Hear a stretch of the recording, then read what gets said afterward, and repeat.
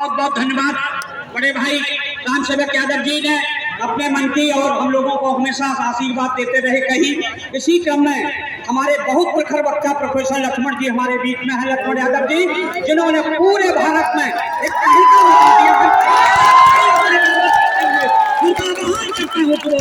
अपनी बात। बहुत बहुत धन्यवाद। मंच पर बैठे हुए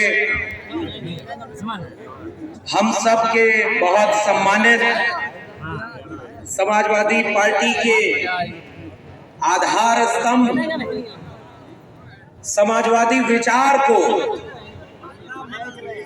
देश और प्रदेश में अपने संघर्ष की लड़ाई से मजबूत करने वाले आदरणीय शिवपाल सिंह यादव जी और इस लोकसभा क्षेत्र से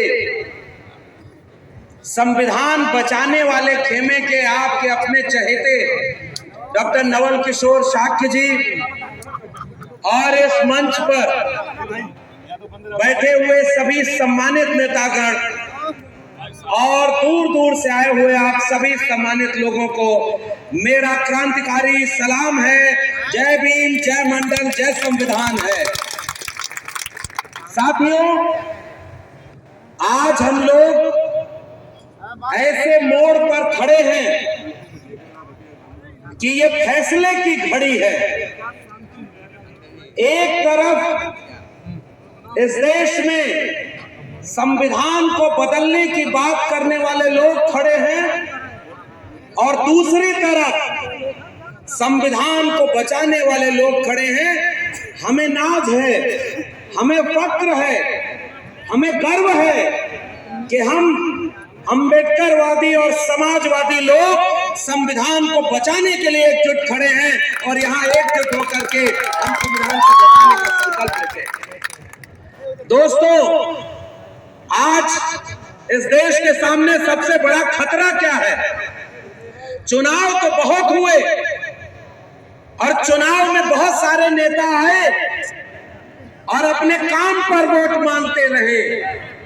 हमने पहली बार एक नेता ऐसा देखा है जिसके पास 10 साल के अपने काम का हिसाब नहीं है, इसलिए वो भगवान के नाम पर वोट मांगने का काम कर रहे हैं। इसलिए ये चुनाव आपके लिए बहुत खतरनाक है। और जैसे जैसे इस देश की जनता सवाल पूछने का काम कर रही है, फर्रुखाबाद के नौजवानों, बड़े बूढ़े बुजुर्गों, आपसे मैं एक सवाल करता हूं। बताइए, 10 साल पहले एक नेता ने वादा किया था कि नहीं कि हर साल 2 करोड़ रोजगार देंगे? बताइए, वादा किया था? 2 करोड़ रोजगार का वादा किया था। क्या आपको 2 करोड़ रोजगार मिला? जोर से बोलिए। नौकरी मिली? उसने वादा किया था कि हमारी सरकार बनेगी, 15-15 लाख रुपया हर के अकाउंट में आएगा। पैसा मिला? 15 लाख रुपया मिला। और उन्होंने वादा किया कि हमारी सरकार बनेगी तो 100 स्मार्ट सिटी बनाएंगे, 100 स्मार्ट गांव बनाएंगे, बुलेट ट्रेन चलाएंगे। बताओ फर्रुखाबाद के लोगों, कोई स्मार्ट गांव बना क्या? कोई स्मार्ट शहर बना क्या? बुलेट ट्रेन चल रही है। सड़क बनाने की बात हुई और मैं जब फर्रुखाबाद आया तो पता चला पहले सड़क में गड्ढा हुआ करता था, यहाँ गड्ढा में सड़क बनी हुई है। सही है क्या? उत्तर प्रदेश में लखनऊ में भी एक नेता बैठा हुआ है, उन्होंने 40,000 करोड़ रुपया गड्ढा मुक्ति के नाम पर खर्च कर दिया। बताओ, गड्ढा मुक्त हुआ क्या? और अगर इतना पैसा रहता तो किसानों को कितने लाख रुपए का कर्जा मिल जाता? बताओ, आज किसान परेशान है कि नहीं? नौजवान परेशान है कि नहीं?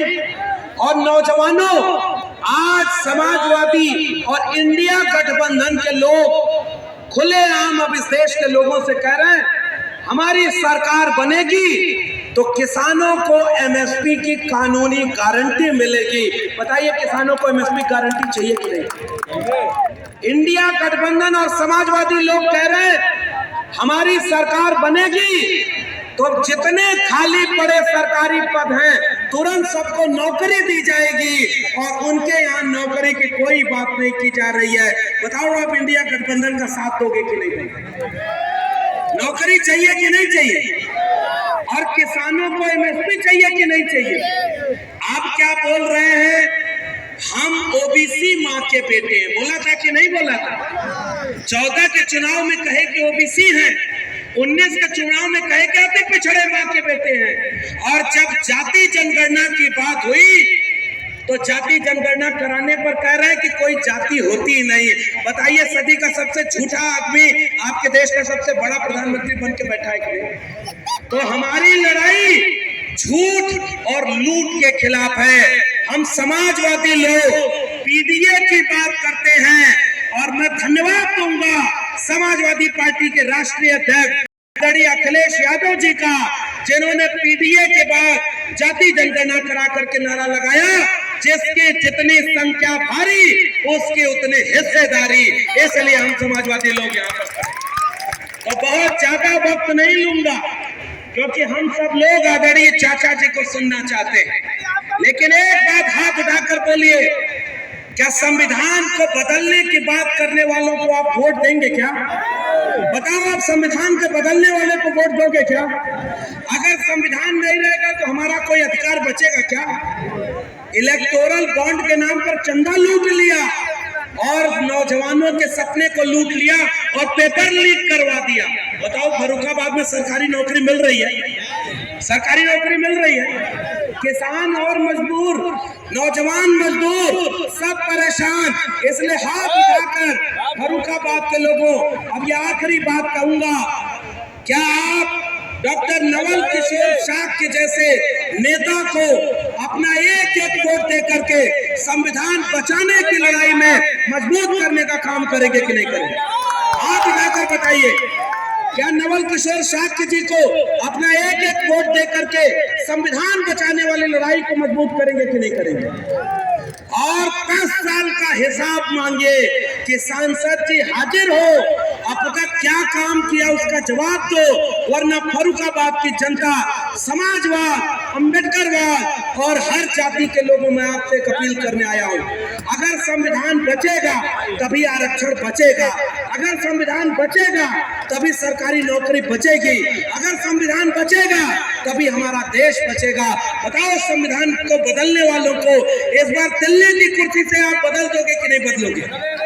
जोर से बोलिए, दिल्ली की कुर्सी बदलेगी कि नहीं बदलेगी? संविधान बचेगा कि नहीं बचेगा? इसलिए एक एक वोट दे करके डॉक्टर नवल किशोर शाह को इस बार सदन में भेजने का काम करिए और समाजवाद और अम्बेडकरवाद की लड़ाई को मजबूत करिए। और वोट देना भी है और वोट को हिफाजत भी करनी है कि कोई वोट की चोरी न कर ले। समझ गए ना इशारा? आखिरी तक देते रहना है जब तक वोट की गिनती ना हो जाए। और मैं यकीन मान करके जाता हूँ कि डॉक्टर नवल किशोर शाह जीतेंगे और संविधान को बदलने वाले हारेंगे। बताओ, आप सही कह रहा हूँ कि नहीं? डॉक्टर नवल किशोर शाह को आप पूरा मत देकर के जिताएंगे ना? आप जिता देंगे तो हम फिर से आएंगे और समाजवाद, अम्बेडकरवाद की लड़ाई को मजबूत करेंगे। बहुत बहुत धन्यवाद। जय भीम, जय मंडल, जय समाजवाद, इंकलाब जिंदाबाद। बहुत बहुत धन्यवाद हमारे प्रखर वक्ता लक्ष्मण यादव जी की। बड़ी अच्छी तरीके से आपने बात सुनी। इसी क्रम में जो हमारे समाजवादी पार्टी में हमेशा हम लोग